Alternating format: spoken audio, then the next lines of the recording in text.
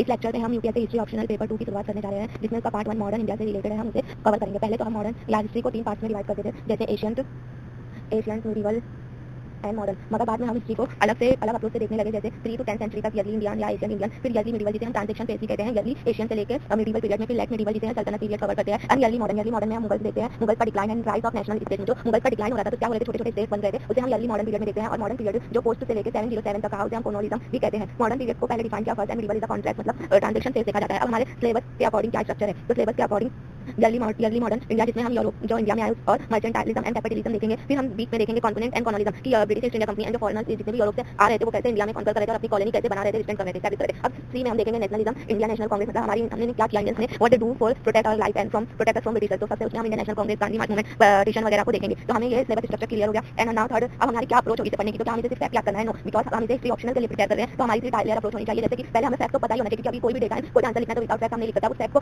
याद रखने के लिए हमें नैरेटिव यूज करना होगा। स्टोरी फॉर्म में हम उसे इजीली रिमेंबर कर सकते हैं। स्टोरी फॉर्म में समझना होगा कि पहले क्या हुआ, उसके बाद क्या हुआ, फैक्ट। और हाँ, हम समझ तो रहे हैं, फैक्ट भी याद करें, मगर हमें एनालिसिस एंड पर्सपेक्टिव, हमें ये भी जानना होगा, अपने दिमाग पे जोर लगाना होगा कि ऐसा हुआ क्यों और क्यों हुआ। एनालिसिस पर्सपेक्टिव में हम स्पेशली फोकस करेंगे जियोग्राफी पे, और जो हमारा आंसर होना चाहिए हमेशा एनालिसिस पर्सपेक्टिव के साथ, फैक्ट बेस्ड एविडेंस के साथ होना चाहिए, तब ये कंप्लीट हमारा आंसर माना जाएगा। अब देखते हैं हमें की जियोग्राफी क्या है, हम बाद में अच्छे से लेक्चर में कंप्लीट कवर करेंगे। पर फर्स्ट देख लेते हैं इंपीरियलिस्ट जो कॉलोनियल जियोग्राफर थे, उन्हें कहते हैं जो जस्टिफाई करते हैं उनके रूल को कि ब्रिटिश ने इंडिया में लाइट एज आया पहले इंडिया डार्क एज में था, इसलिए justify rule. Nationalist unitary elite paper, तो इंडिया की ग्लोरी पे और मोस्टली वो मतलब किंग्स और एलिट सोसाइटी पे फोकस करते थे। मार्क्सिस्ट आते हैं जो डिफरेंट होते हैं, वो common people, class, struggle, structure, ये सब पे फोकस करते हैं। अब सबाल्टर्न तो उनसे भी नीचे आ गए। सबाल्टर्न मतलब मार्जिनलाइज्ड वॉइस, मतलब जो सोसाइटी के ऐसे लोग जिन्हें मार्जिनलाइज कर देते थे, पीजेंट हो गए and lower caste people and women, ये उनके ऊपर फोकस करते हुए हिस्ट्री को देख रहे थे। एंड थर्ड आया एनालिसिस, जिसमें लॉन्ग टर्म स्ट्रक्चर कैसे चेंज हुआ, क्या स्ट्रक्चर था, ये सब देखते हैं।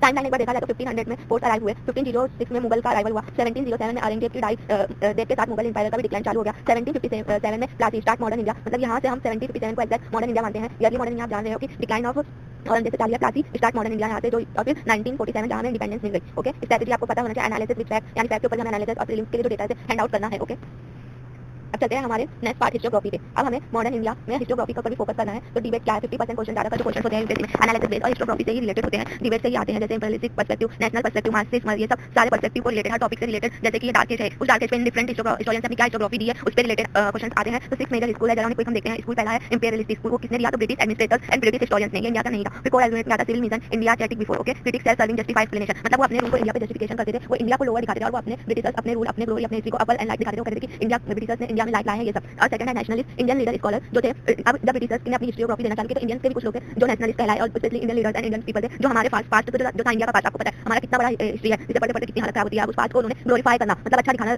चालू किया। इनका मेजर फोकस एलिट क्लास पे रहता था, किंग्स वगैरह पे ही रहता था। फिर आता है कैम्ब्रिज, एनिसिल, एलिक फैक्टरिज्म and personal gain over genius movement. मतलब इन्होंने अपने personal gain and genius movement में स्मार्ट पार्टिसिपेशन, मतलब इन्होंने मास को पार्टिसिपेशन को इंक्लूड नहीं किया। अब new Cambridge, local elite micro politics and still elitist focus means micro, Marxist, RP Dutt and Bipin Chandra, class struggle and economic exploitation, women's, Dalit वगैरह पे फोकस किया। यूरोपियन फ्रेमवर्क को अप्लाई किया इंडिया पे। Subaltern, Ranajit Guha, recover voice of marginalisation and over fragmentation and romantic agencies. Exam application की example, कोई India phone से related alternative study but organise, second ruling नहीं, ये नहीं रहने दो। गांधी मार्क्स, ये भी हमें छोड़ना है। Marxist, class economic, subaltern, consciousness and culture, New Cambridge, local elites and network. Okay, यहाँ पे हम देखते हैं historians of work, Ranjit Gaur subaltern study थी, उन्होंने कलेक्ट की थी। सुदीप अमीन, इमेजिन गांधी, चोरी चोरा एंड अजीत, ये सबको हम आगे अच्छे से तो कवर करेंगे ही, तो इन्हें यहाँ पे स्किप करते हैं। Strategies use argument not just fact, critical argument is की।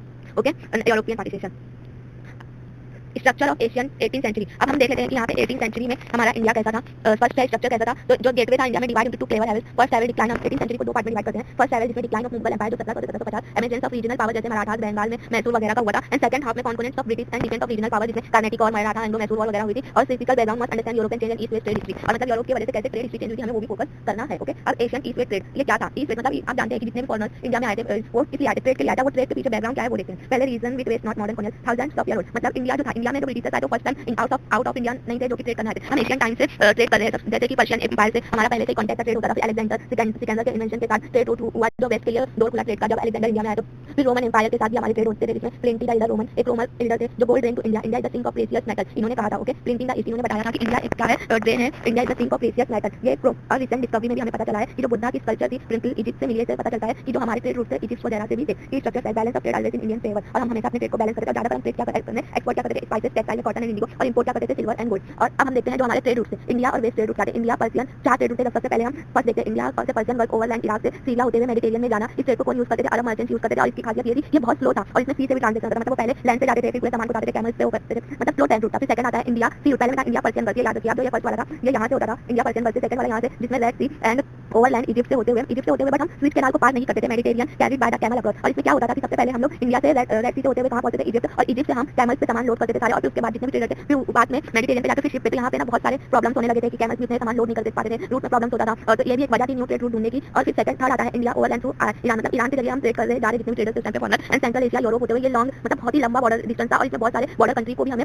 पार करना पड़ता था। फोर्थ आता है जो कि पूरे मॉडर्न हिस्ट्री यानी इंडिया के लिए मेनली चेंज बना जब केप ऑफ गुड होप की दरियाफ्त की डिस्कवरी हुई, जहाँ पे हम यूरोपियन इसके पेनिनसुलर मतलब वाटर वे के जरिए ट्रेड रूट चालू हुआ डायरेक्ट। यहाँ पे बड़ी बड़ी शिप का यूज करते थे और सबसे फास्ट वे और इजी टू ट्रांसफर भी होता था ये। ओके, 4 मेजर स्टेट रूट को तो हमने देख लिया। The Cape route and revolutionary impact, जैसा कि मैंने कहा ये जो कोप रूट था इसकी वजह से बहुत ज्यादा इंपैक्ट हुआ। तो पहले फर्स्ट 1498 में वास्को डी गामा कैलकटा है, वो किसी आए, वो एक पुर्तगीज से वो इसलिए आए ट्रेड रूट ढूंढने के तक वो केप रूट तक पहुंचे, जो कि यहाँ पे आपको अफ्रीका में दिखेगा। और फिर केप रूट के पास से एक जैसे कि एक कोई मर्चेंट है Arabian, I don't know, I can't remember perfectly, वो उनके साथ वो इंडिया में पहुंचे। कहां पे पहुंचे? कालीकट मालाबार पोर्ट में। और ये एक बहुत बड़ा ट्रांसमिटिव और रिवोल्यूशनरी इंपैक्ट था इंडिया और ब्रिटिश के लिए, एलिमेंटिंग द इंटरमीडिएट। और यहाँ पे क्या हुआ, वो डायरेक्ट सी रूट से आ रहे, तब उन्हें ना तो पर्शियन गल्फ में जाने की जरूरत है, ना इंडिया रेड सी से, ना इंडिया ओवर टू ईरान से। तो यहाँ पे जो इतने सारे देश से बाहर थे तो उनको इंटरमीडिएट को भी हैंडल करना पड़ता था। तो सबसे पहले क्या हुआ कि इसने एलिमिनेट कर दिया पर्शियन को, अरब को, इंटरमीडिएट इंडियन मर्चेंट को अब जरूरत नहीं है, वो डायरेक्ट सी रूट से पॉसिबल था। अब दूसरा क्या था? No technology barrier. Technology barrier में हम स्ट्रक्चर देते हैं कि देखते जैसे कि मैंने आपको कहा कि यहाँ पे कितनी प्रॉब्लम थी, पहले सी फिर कैमल से सामान लोड करो, फिर सी पे जाओ, फिर जाके पहुंचते थे। तो स्ट्रक्चरल चेंज मतलब वो सी वाटर सी रूट से आ रहे तो डायरेक्ट बड़ी बड़ी शिप से हम बहुत सारे सामान लेके आ सकते जा सकते हैं, चीज भी रहेगा और इंटरमीडिएट भी नहीं रहेंगे, इजी टू रहेगा, मैन पावर का यूज कम होगा। तो इसके लिए नो लोडिंग अनलोडिंग कैमल, जो कि मैंने आपको बताया वाई ओपन दूसरा। और अब पहली बात तो इतने रीजन तो थे, बट ये यूरोप ने पहले क्यों नहीं ढूंढा, वो क्यों अभी ढूंढ रहे, क्या जरूरत पड़ी? तो देखिए जो तुर्क का लैंड था ना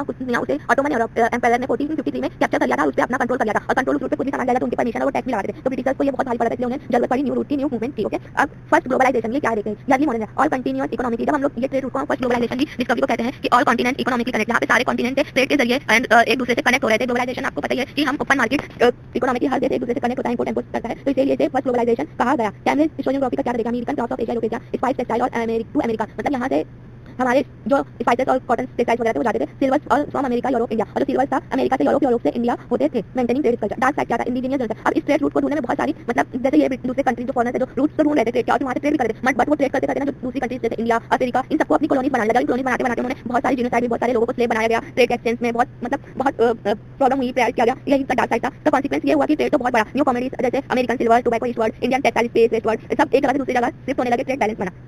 A trade revolutionary of 17th century developed by the near-central change in organization, conduct of Europe and Asia trade. Okay, near-centralization, change in organization and conduct of Europe. Portuguese, Dutch and British. अब पहले तो Portuguese आए थे जो सिर्फ focus कर रहे थे स्पाइसेस पे, वेस्टर्न कॉस्ट वेस्ट पे वो रह रहे थे, सेपरेट मोनोपोली था उनका और रिवॉल्यूशन का भी यूज कर रहे थे। उसके बाद डच एंड ब्रिटिश आए, वो डाइवर्स कमोडिटीज को फोकस कर रहे थे, जबकि पुर्तगीज स्पाइसेस पे और hinterland corporate structure, joint stock companies, innovation, dadni system. Dadni system ऐसा सिस्टम था कि advance of weavers and craft, मतलब डांडी सिस्टम में जो ब्रिटिशर्स एंड डच मर्चेंट जो पीपल थे वो इंडियंस के क्राफ्टमैन को क्या करते थे, कुछ मनी देते थे, डांडी का लगता, और उनके बिहाफ में वो उनको प्रोडक्ट तैयार करके देते थे, क्रिएट करके देते थे, और वो जाके उसे यूरोपियन मार्केट में बेचते थे, जैसे डांडी सिस्टम कहा गया। कमोडिटी सिर्फ spices dominant only 17th century था, बट बाद में टेक्सटाइल में कन्वर्ट हुआ। पहले हम स्पाइसेस पे फोकस कर रहे थे, बाद में हम टेक्सटाइल पे फोकस करने लगे। फिर intra Asian trade pointed by Dutch Bengal, Indian still dominant Mughal empire, critical and speak silver flow into India, strengthened Dutch British success और मार्केट इंटेंसी, और Dutch also had a central agreement state manual and use violence organised structure. Key historian देखते हैं हम लोग Niels Steensgaard, Asia trade revolutionary, Dutch British company different, Ashin Das Gupta, India ocean and Surat trade, India merchant and decline of Surat, and K N Chandrachud trade and civilisation in India ocean, पिनली use yield Roman gold drain of India, Bernier French Indian sink of piece metal, who come next. हम ये आगे देखेंगे decline of Mughal emergence of regional power. Okay.